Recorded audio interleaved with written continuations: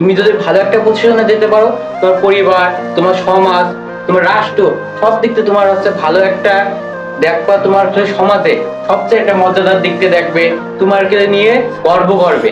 এখন যদি তুমি ভালো পজিশনে না যেতে পারো, বলবে কি অমুকের ছেলে আছে, অমুক করেছে। এই জন্যই তোমার জন্য না হয় তোমার পরিবার সমাজের মুখ ঠেকানোর জন্য তোমাকে যথেষ্ট চেষ্টা করতে হবে। জানো আমার পিতা মাতা গর্ব করে বলতে পারে আমার সন্তান একটা ভার্সিটিতে পড়ে। ভার্সিটি বললে কি হবে, তুমি স্কুল কলেজ রাস্তাঘাট, এমনকি তুমি যখন একটা বাসে উঠবা তখনও তুমি গর্ব করে বলতে পারবে আমি অমুক একটা পাবলিক বিশ্ববিদ্যালয় পড়ি। পাবলিক বিশ্ব না বললে তুমি এটা গর্ব করে কখনোই বলতে পারবে না।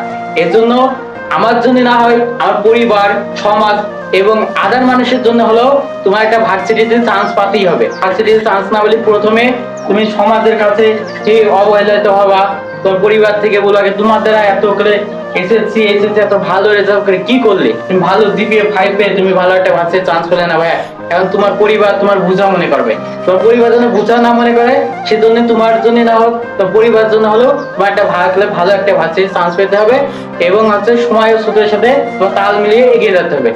আজকের সময় ও স্রোত কালকে তোমার ভবিষ্যৎ গড়বে।